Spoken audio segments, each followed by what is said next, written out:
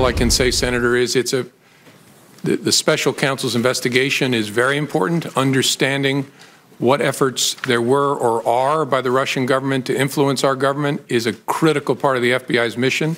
And you've got the right person in Bob Mueller to lead it. So here we go again. Former FBI Director James Comey from some of his testimony last week. I want to bring in Senator Rand Paul out of Kentucky, member of the Senate Foreign Relations Committee, and sir, good day to you. We've got 3 topics to get to. Let's start with Russia. I've got 2 essential questions that apparently are coming from Democrats. What contacts with Russia before the election? What role, if any, did he have in firing James Comey? Clear it up. From your perspective, what's important now? Well, you know, I think that it was time for Comey to go. I don't think there's been any FBI director who ever politicized the department more than he did. Every Democrat in the land thought he went too far in being vocal about what Clinton did, and every Republican in the land thought if all the things he said about her were true, why didn't he indict her? So he really made nobody happy.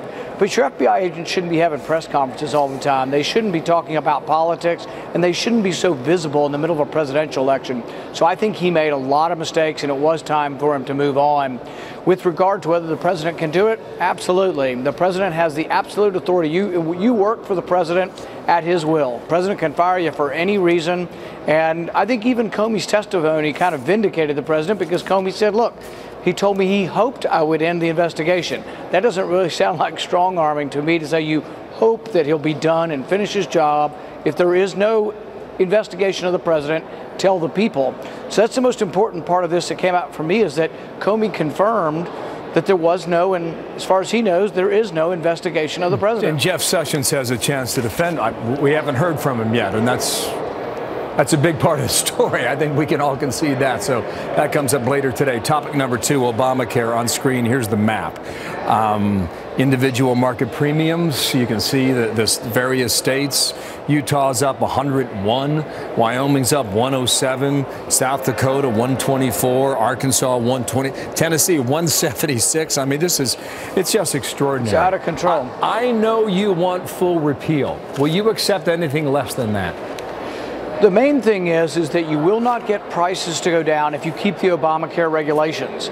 The regulations add to the price, and the regulations are what caused the adverse or the death spiral of Obamacare.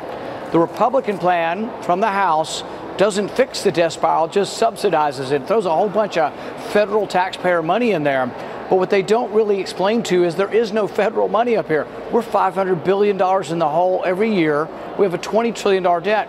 Where does all this money come from to stabilize insurance? And I frankly don't want to give any money to insurance companies. They make $15 billion a year.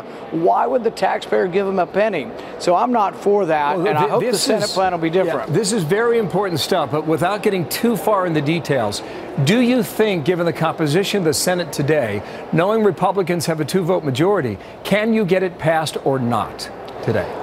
My current impression is they've taken the House bill, and it's probably going to include more subsidies, probably going to include more federal money and more federal involvement in health care. That's the wrong direction, and that will lose me. But I'm still in the mix. I'm still open to voting for something, but it's got to get better, not worse. The House bill would have to improve, not get worse. Sounds like you got a big meeting with Mitch McConnell coming up. We will stand by for that. The reason you came on today is you're opposed to the $350 billion arms sale to Saudi Arabia.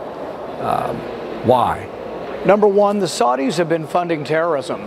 Hillary Clinton, in one of her emails to John Podesta, said, we've got to put pressure on the Saudis because they're supplying financial and logistical help to ISIS.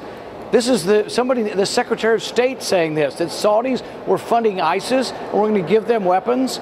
The other more immediate cause now is the Saudis are bombing the heck out of Yemen, the country to the south of them. 17 million people are on the verge of starvation in Yemen. Saudis have blockaded the ports. Yemen gets 90% of its food from outside the country. It is really a terrible idea for the United States to get involved in another war, and it's really terrible for us to be allied with someone that's getting ready to, there's an impending famine in Yemen, and I can't be a part of that. Okay, can you block it, yes or no? We may win today. This is going to surprise a lot of people. It's going to be very close. Senator, thank you for your time. Thank you. Rand Paul, the Republican from